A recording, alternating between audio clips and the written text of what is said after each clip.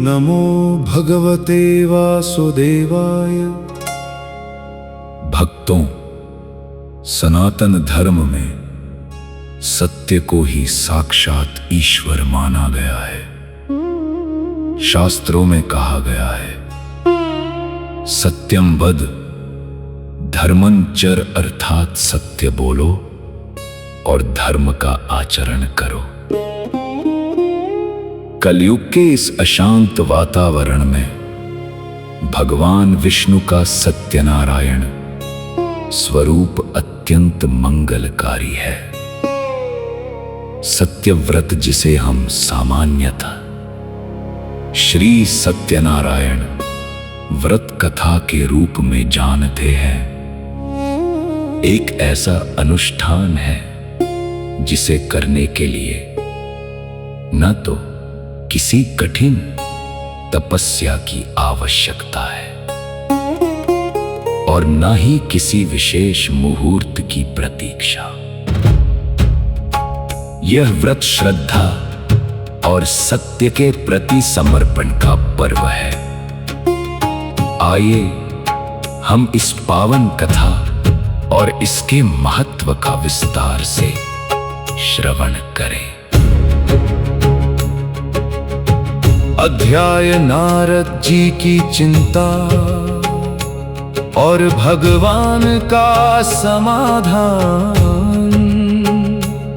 एक समय की बात है, देवर्षि नारद जी समस्त लोकों में भ्रमण करते हुए मृत्युलोक पहुंचे। वहां उन्होंने देखा कि मनुष्य अपने कर्मों के फलवश अनेक प्रकार के दुखों से पीड़ित हैं। मनुष्यों को व्याकुल देखकर नारद जी का कोमल हृदय द्रवित हो उठा। वे तत्काल क्षीर सागर पहुंचे, जहां भगवान विष्णु माता लक्ष्मी के साथ विराजमान थे। नारद जी ने स्तुति करते हुए पूछा, हे प्रभु, पृथ्वी पर मनुष्य अज्ञानतावश कष्ट भोग रहे हैं। कोई ऐसा सरल उपाय बताइए जिससे उनके क्लेश दूर हो और उन्हें सुख शांति मिले।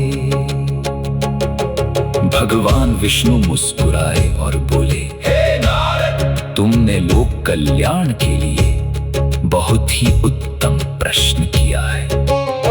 स्वर्ग और मृत्युलोक में एक ऐसा व्रत है जो अत्यंत पुण्यदायी है। उसका नाम सत्यनारायण व्रत है।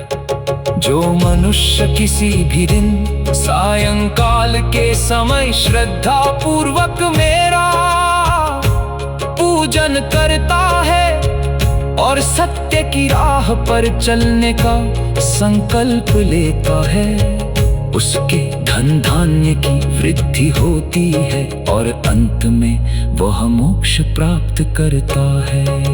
अध्याय शतानंद ब्राह्मण और लकड़हारे की कथा। काशी नगरी में शतानंद नाम के एक अत्यंत निर्धन ब्राह्मण रहते थे। वे भिक्षा मांग कर अपना जीवन व्यतीत करते थे।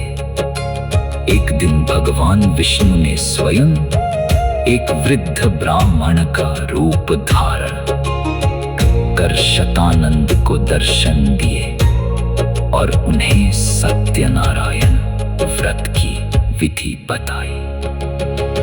शतानंद ने पूर्ण श्रद्धा के साथ ये व्रत किया। व्रत के प्रभाव से उनकी दरिद्रता दूर हो गई और वे ऐश्वर्यवान बन गए। एक दिन जब शतानंद कथा कर रहे थे, तब एक निर्धन लकड़हारा वहां आया। कथा कथा सुनकर और प्रसाद ग्रहण कर उसने भी व्रत करने का संकल्प लिया। उस दिन लकड़ियों की बिक्री से उसे सामान्य से अधिक धन प्राप्त हुआ, जिससे उसने बड़े आनंद के साथ भगवान का पूजन किया। देखते ही देखते वह लकड़हारा भी सुखी और समृद्ध हो गया। साधु वैश्य और राजा उल्कामुख सत्यव्रत की महिमा केवल निर्धनों तक सीमित नहीं थी। राजा उल्कामुख अपनी पत्नी के साथ भद्रशिला नदी के तट पर यह व्रत कर रहे थे। वहीं साधु नाम का एक वैश्य व्यापारी अपनी नौका लेकर आया। उसने व्रत की महिमा सुनी और प्रतिज्ञा की, हे प्रभु, यदि मुझे संतान की प्राप्ति होगी तो मैं आपका ये उत्तम व्रत विधि विधान से करूंगा। समय बीतने पर उसके घर एक सुंदर कन्या का जन्म हुआ, जिसका नाम कलावती रखा गया। परंतु माया के वश में होकर वह वैश्य अपना संकल्प भूल गया। कन्या के विवाह के पश्चात जब वह अपने दामाद के साथ व्यापार के लिए निकला तो उसे भगवान के कोप का सामना करना पड़ा। उसे और उसके दामाद को चोरी के झूठे आरोप में राजा चंद्रकेतु के कारोबार में डाल दिया गया और उसका सारा धन जब्त हो गया। अध्याय नारद जी की चिंता और भगवान का समाधान। एक समय की बात है, देवर्षि नारद जी समस्त लोकों में भ्रमण करते हुए मृत्युलोक पहुंचे। वहां उन्होंने देखा कि मनुष्य अपने अपने कर्मों के फलवश अनेक प्रकार के दुखों से पीड़ित हैं। मनुष्यों को व्याकुल देखकर नारद जी का कोमल हृदय द्रवित हो उठा। वे तत्काल क्षीर सागर पहुंचे, जहां भगवान विष्णु माता लक्ष्मी के साथ विराजमान थे। नारद जी ने स्तुति करते हुए पूछा, हे प्रभु, पृथ्वी पर मनुष्य अज्ञानतावश कष्ट भोग रहे हैं। कोई ऐसा सरल उपाय बताइए जिससे उनके क्लेश दूर हों और उन्हें सुख शांति मिले। भगवान विष्णु मुस्कुराए और बोले, हे नारद, तुमने लोक कल्याण के लिए बहुत ही उत्तम प्रश्न किया है। स्वर्ग और मृत्युलोक में एक ऐसा व्रत है जो अत्यंत पुण्यदायी है। उसका नाम सत्यनारायण व्रत है, जो मनुष्य किसी भी दिन सायंकाल के समय श्रद्धा पूर्वक मेरा पूजन करता है और सत्य की राह पर चलने का संकल्प लेता है, उसके धन धान्य की वृद्धि होती है और अंत में वह मोक्ष प्राप्त करता है। अध्याय 2 शतानंद ब्राह्मण और लकड़हारे की कथा। काशी नगरी में शतानंद नाम के एक अत्यंत निर्धन ब्राह्मण रहते थे। वे भिक्षा मांगकर अपना जीवन व्यतीत करते थे। एक दिन भगवान विष्णु ने स्वयं एक वृद्ध ब्राह्मण का रूप धारण कर शतानंद को दर्शन दिए और और उन्हें सत्यनारायण व्रत की विधि बताई। शतानंद ने पूर्ण श्रद्धा के साथ यह व्रत किया। व्रत के प्रभाव से उनकी दरिद्रता दूर हो गई और वे ऐश्वर्यवान बन गए। एक दिन जब शतानंद कथा कर रहे थे, तब एक निर्धन लकड़हारा वहां आया। कथा सुनकर और प्रसाद ग्रहण कर उसने भी व्रत करने का संकल्प लिया। उस दिन लकड़ियों की बिक्री से उसे सामान्य से अधिक धन प्राप्त हुआ, जिससे उसने बड़े आनंद के साथ भगवान का पूजन किया। देखते ही देखते वह लकड़हारा भी सुखी और समृद्ध हो गया। साधु वैश्य और राजा उल्कामुख, सत्यव्रत की महिमा केवल निर्धनों तक सीमित नहीं थी। राजा उल्कामुख अपनी पत्नी के साथ भद्रशिला नदी के तट पर यह व्रत कर रहे थे। वहीं साधु नाम का एक वैश्य अपनी नौका लेकर आया। उसने व्रत की महिमा सुनी और प्रतिज्ञा की, हे प्रभु, यदि मुझे संतान की प्राप्ति होगी तो मैं आपका ये उत्तम व्रत विधि विधान से करूंगा। समय बीतने पर उसके घर एक सुंदर कन्या का जन्म हुआ, जिसका नाम कलावती रखा गया।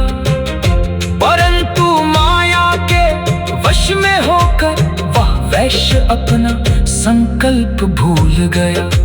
कन्या के विवाह के पश्चात जब वह अपने दामाद के साथ व्यापार के लिए निकला, तो उसे भगवान के कोप का सामना करना पड़ा। उसे और उसके दामाद को चोरी के झूठे आरोप में राजा चंद्रकेतु के कारागार में डाल दिया गया और उसका सारा धन जब्त हो गया।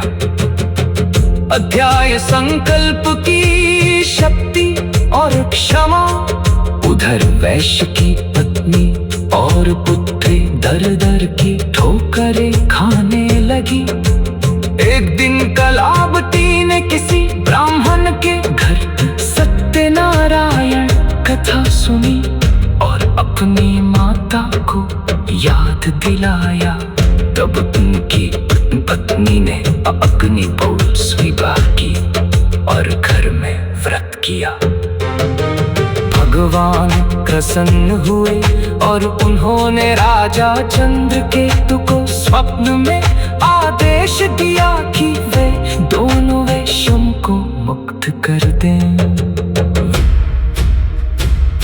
वैश्य और उसका दामाद मुक्त होकर जब वापस लौटे तो भगवान ने एक दंडी स्वामी का रूप धरकर उनकी परीक्षा ली। वैश्य ने अहंकार में आकर झूठ बोला कि उसकी नाव में केवल लता पत्र हैं।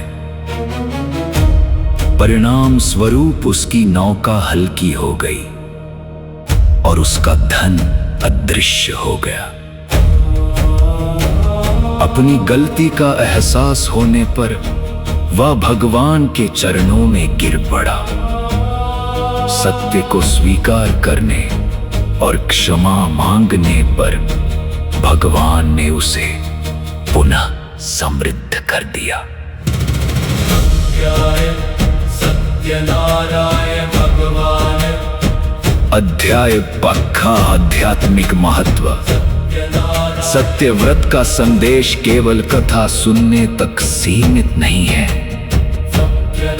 इसके गूढ़ अर्थ निम्नलिखित हैं। सत्य ही नारायण है। भगवान का निवास सत्य में है। यदि आप सत्य बोलते हैं और ईमानदारी का जीवन जीते हैं तो आप साक्षात विष्णु की पूजा कर रहे हैं। संकल्प की शुद्धि, ये व्रत सिखाता है कि जो संकल्प ईश्वर के सामने लिया जाए उसे पूरा करना अनिवार्य है। समानता, इस कथा में ब्राह्मण, लकड़हारा, वैश्य और राजा सभी पात्रों का समावेश है, जो यह दर्शाता है कि ईश्वर की दृष्टि में कोई छोटा या बड़ा नहीं है।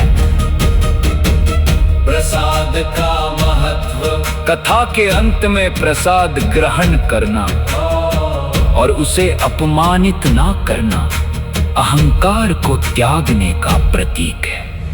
अध्याय पूजन विधि और कलयुग का प्रभाव।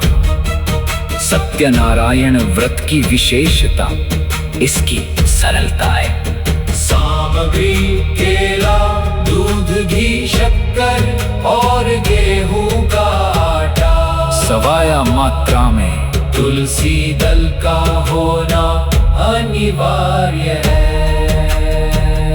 अनुष्ठान, सायंकाल के समय मित्रों और परिवार के साथ कथा का श्रवण करें। मानसिक शांति, पारिवारिक सुख और आत्मविश्वास में वृद्धि। भक्तों, सत्यव्रत वह प्रकाश है जो अज्ञान के अंधकार को मिटाता है। कलयुग में जहां हर ओर छल और प्रपंच का बोलबाला है, वहां सत्य का आश्रय लेना ही सबसे बड़ी सुरक्षा है। सत्यनारायण की कथा हमें याद दिलाती है कि भले ही झूठ के पैर कुछ दूर तक चले, परंतु अंततः विजय सत्य की ही होती है। जो मनुष्य सत्य को अपने हृदय में धारण करता है उसे संसार के किसी भी भय का सामना नहीं करना पड़ता। जय श्री सत्यनारायण भगवान।